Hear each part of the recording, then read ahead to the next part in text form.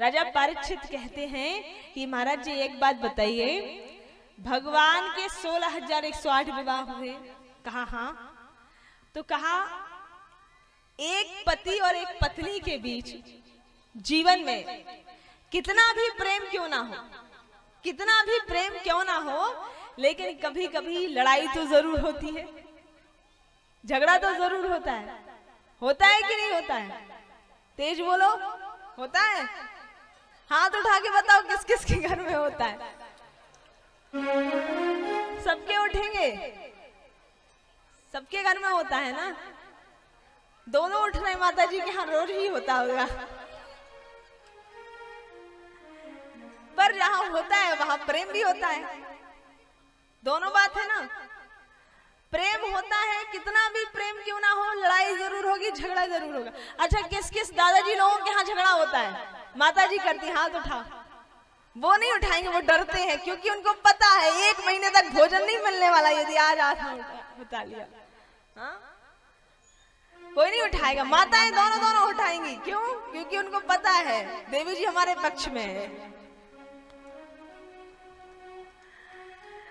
एक गृहस्थ जीवन में कितना भी प्रेम क्यों ना हो, कितना भी मतलब स्नेह क्यों ना हो, लेकिन एक पति और एक पत्नी के बीच लड़ाई जरूर होती है, झगड़े जरूर होते हैं। ये निश्चित है। तो भगवान की तो 16,108 रानियां थी। क्या भगवान का कभी किसी से झगड़ा वगड़ा होता था? और झगड़ा होता था तो मेरे प्रभु अपनी रानियों को किस प्रकार से मनाते थे, जरा मुझे वो कथा सुनाइए। अच्छा, सुखदेव जी महाराज को बड़ी हंसी आ गई राजा परीक्षित का ये प्रश्न सुनकर। सुखदेव जी महाराज कहने लगे, हे राजन, मेरे भगवान ने इसकी भी एक व्यवस्था कर रखी थी। क्या व्यवस्था कर रखी थी?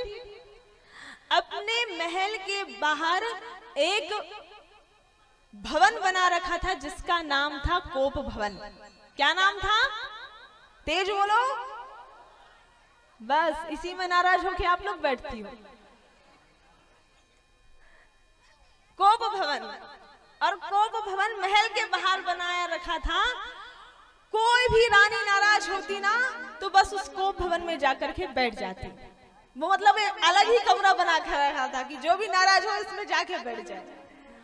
और भगवान का ये नियम था कि जब ये बाहर से आते थे ना तो एक बार महल में आने से पहले उस कोप भवन के चक्कर जरूर लगाते थे कि कोई बैठा तो नहीं है। और साहब ऐसा कोई दिन ना होता जिस दिन 100-200 बैठी ना हो, क्योंकि 16,108 है।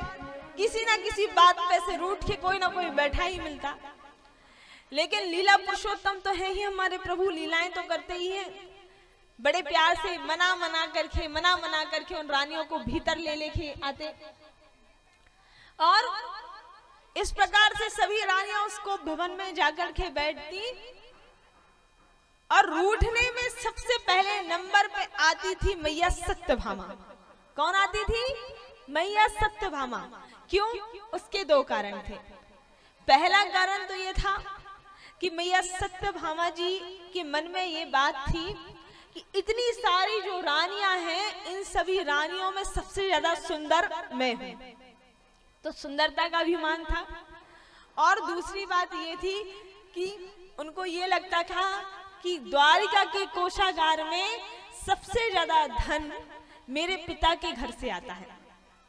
तो धन का अभिमान था और सुंदरता का अभिमान था। इन 2 चीजों में छोटी छोटी सी बातों पे नाराज होकर के बस उस कोप भवन में जाकर के बैठ जाती थी। और हमारे प्रभु जो थे वो जानते थे मैया सत्यभामा के स्वभाव को, इसलिए मैया सत्यभामा को मना करके हर बार भीतर लेकर के आते थे। एक दिन भगवान बैठे हुए थे। भगवान ने विचार किया कि बताओ, मैंने कोप भवन में सब रानियों को देखा है, सब बारी बारी से कोप भवन में जाके बैठी है, मैंने सबको मनाया है। केवल एक रानी को मैंने कोप भवन में आज तक नहीं देखा। वो कौन है? भगवान की बड़ी भार्या मैया रुक्मणी। मैया रुक्मणी जी आज तक कोप भवन में जाके नहीं बैठी। भगवान ने आज तक कोप भवन में देखा ही नहीं। भगवान ने विचार किया कि बताओ रुक्मिणी आज तक को भवन में नहीं बैठी, इसका मतलब ये है कि क्या रुक्मिणी के मन में क्रोध नहीं, क्या रुक्मिणी को क्रोध नहीं आता? और क्रोध नहीं आता तो अब क्रोध दिलाना पड़ेगा, क्योंकि देखो भाई हमारे प्रभु बड़े चंचल हैं। हमारे भगवान सोच रहे हैं कि एक बार रुक्मिणी जी भी उनसे नाराज हो और एक बार वो मैया रुक्मिणी को भी मनाए। ऐसा प्रभु ने विचार किया। अपने घर के सेवकों को बुलाया, कहा इधर आओ, सेवक आए। जी जी प्रभु बताइए। कहा एक बात बताओ, मेरी जो बड़ी भार्या है रुक्मिणी, वो कभी तुम लोगों से नाराज वाराज होती है? उन्होंने कहा नहीं प्रभु, आज तक हमने उनके चेहरे में क्रोध ही नहीं देखा। हम गलती भी करते हैं तो हमारी मैया हमें समझाती है। कभी उन्होंने नहीं चिल्लाया, कभी उन्होंने क्रोध नहीं किया। भगवान ने निश्चय कर लिया, इसका मतलब यह है रुक्मिणी के भीतर क्रोध है ही नहीं, और आज संकल्प लिया है कि मैं रुक्मिणी को क्रोध दिला के रहूंगा। क्योंकि चाहते हैं एक बार मैया रुक्मिणी भी इनसे क्रोधित हो और एक बार रुक्मिणी मैया को भी मनाए। चंचलता देखिए कितनी चंचलता है। हाँ, आज विचार किया कि रुक्मिणी को क्रोध दिलाकर रहेंगे, और मैया रुक्मिणी को क्रोध दिलाने की इच्छा से भगवान स्वयं झूठा मूठा क्रोध करके, लाल लाल नेत्र करके, मुंह फुला करके पहुंच गए मैया रुक्मिणी के महल में। मैया रुक्मिणी के महल में जैसे ही प्रभु पहुंचे और मैया रुक्मिणी ने जैसे ही भगवान को देखा, मैया रुक्मिणी तुरंत जल लेकर के आई। लीजिए प्रभु जल लीजिए। अब भगवान क्योंकि क्रोध करने आए हैं ना, झूठा मूठा क्रोध कर रहे हैं, तो मैया रुक्मिणी की तरफ देख करके लाल लाल नेत्रों से देखा है। और मैया ने कहा जल लीजिए, तो चिल्ला के कहते हैं नहीं पीना तुम्हारा जल, रख दो वहां। जैसे ही ये कहा, मैया को कहा लगा कि आज हो क्या गया है प्रभु को। मैया ने कहा भगवान आपको हो क्या गया है, क्या बात हो गई? तो प्रभु और चिल्ला कर, हाँ तो तुमसे मतलब? अरे मैया रुक्मिणी ने कहा प्रभु हे भगवान, क्या मुझसे कोई भूल हो गई? क्या मुझसे कोई अपराध हो गया? हे प्रभु, यदि मुझसे कोई भूल हुई हो, मुझसे कोई अपराध हुआ हो तो भगवान क्षमा करें। आप इतने क्रोधित क्यों हैं? तो पता है सरकार क्या कहते हैं?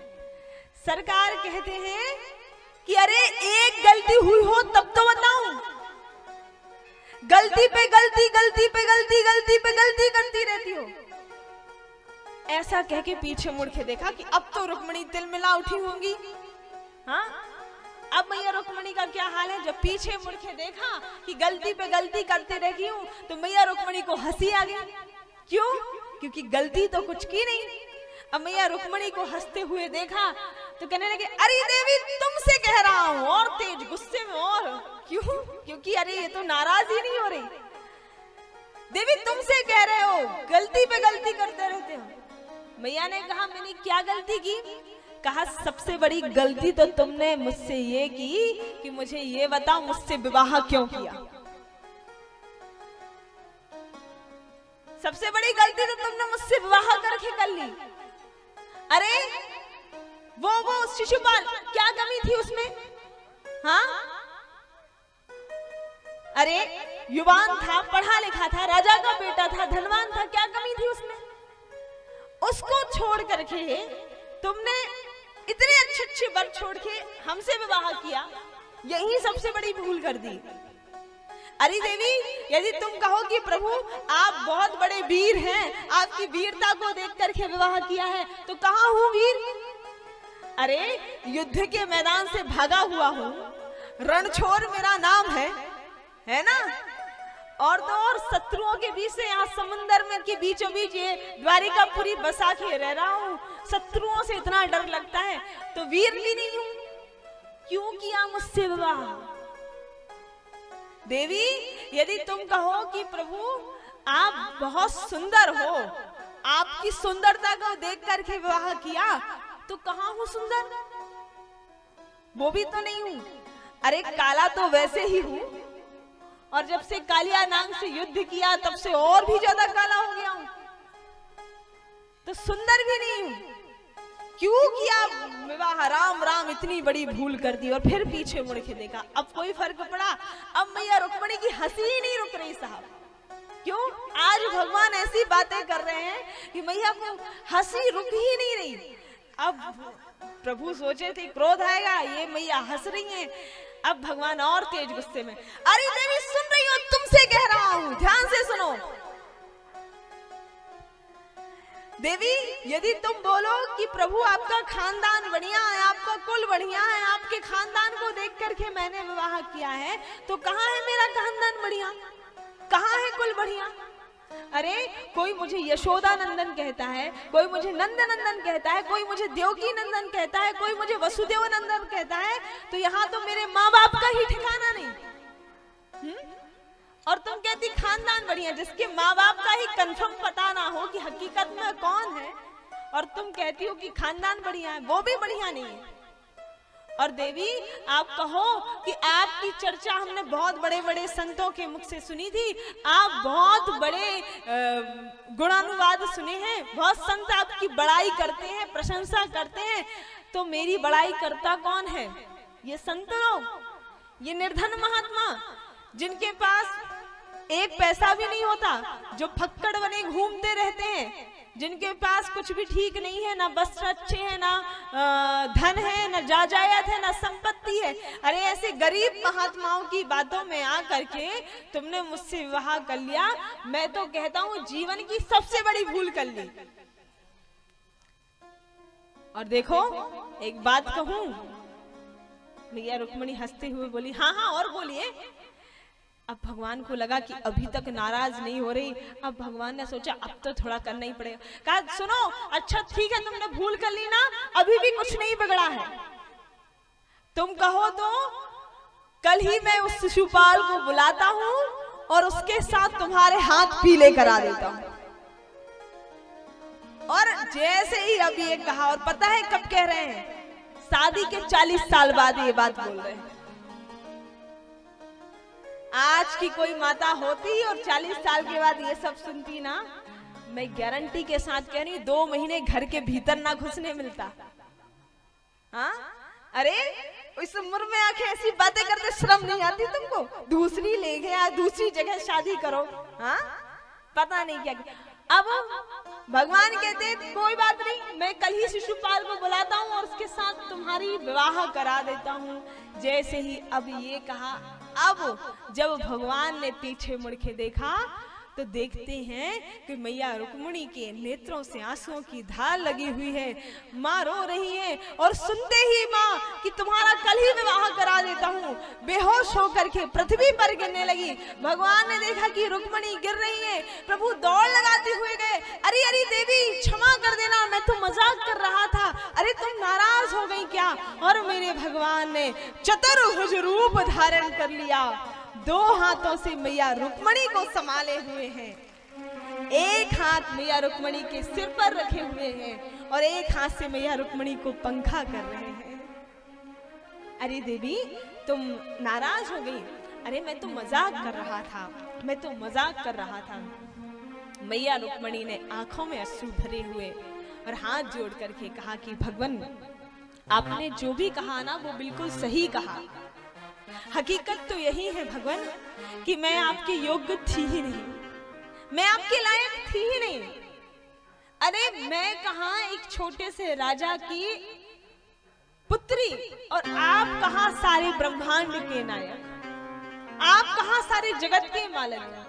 वो तो आपने मेरे ऊपर बहुत बड़ी अनुग्रह किया, कृपा की, जो मुझसे विवाह कर लिया। हकीकत में तो भगवान मैं आपकी योग्य थी ही नहीं।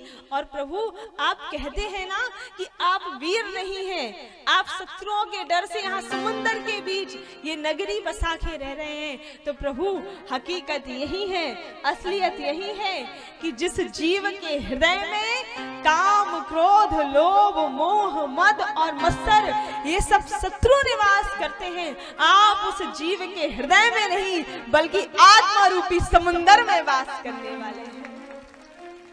आप उस जीव की आत्मा में वास करते हैं। और भगवान आप कहते हैं ना कि आपका खानदान बढ़िया नहीं है, आपके माँ बाप का ठिकाना नहीं है, तो ये भी आपने बिल्कुल सही ही बोला गोविंद, कुछ गलत नहीं बोला।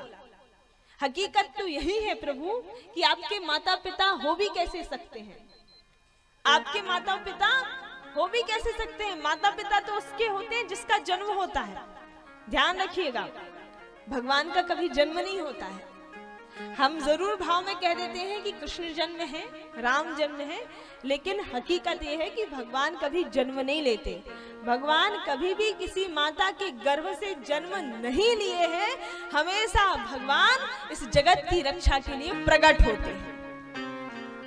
अजन्मा है, जन्म नहीं लेते हैं, ठीक है। और माता पिता किसके होते हैं? जिसका जन्म होता है। तो हकीकत तो यही है भगवान कि आप अजन्मा हैं। वो बात अलग है कि आप इस संसार में प्रकट होकर के किसी को अपना माँ मान लें, किसी को अपना बहन मान लें, किसी को अपना पिता मान लें, किसी को अपना पुत्र मान लें, किसी को अपना भाई मान लें, किसी को अपना मित्र मान लें, किसी को अपना सखा मान लें। लेकिन हकीकत तो यही है भगवान कि आप ही जगत पिता हैं और आप ही जगत के मालिक हैं। न में मृत्यु शंका न में जाति भेदा, पिता नैव मैनैव माता न जन्मा, न बंधुर न मित्रम गुरु नैव शिष्यम, चिदानंद रूपम शिवोहम शिवोहम, चिदानंद रूपम शिव। ना बंधु है ना मित्र है, सब के मालिक केवल आप हैं। ये हकीकत है। और प्रभु आप बोलते हैं ना कि मैं सुंदर भी नहीं हूं, काला हूं, और जब से कालिया नाग से युद्ध किया है तब से और भी ज्यादा काला हो गया हूं। तो गोविंद एक बात बताना, काले हो तब तो इतना जुल्म उठाते हो, काले हो तब तो लाखों मरते हैं आपके ऊपर, गोरे होते तो हम सब की क्या हालत होती। गोरे होते तो हम क्या करते, काले हो तब तो इतने सुंदर लगते हो, गोरे होते तो इस दुनिया की क्या हालत होती। काले हो तब तो लोग आपके ऊपर पागल हुए बैठे कि नहीं। वृंदावन धाम में जाके देखो कितने संत यादों में संत शरण रज में लपेटे रहते अपने शरीर में। क्यों? क्योंकि उसकी याद में सब पागल हो रखे हैं। इतने सुंदर है, इतने सुंदर है, कितने सुंदर है हमारे भगवान, है कि नहीं। कैसे भी रंग के वस्त्र पहना दो आप, पीले रंग के, नीले रंग के, गुलाबी रंग के, कोई भी रंग के वस्त्र पहना दो सुंदर ही लगते हैं। और यहाँ तक कि वस्त्र ना पहनाओ ना तो निर्वस्त्र ही मेरे ठाकुर जी सुंदर लगते हैं। निर्वस्त्र भी सुंदर लगते हैं। सूरदास जी ने एक जगह अपनी कविता में लिखा है कि आज हरि देखे नंगम नंगा, लिखा है ना, आज हरि देखे नंगम नंगा, और आज तो छवि की उठत तिरंगा।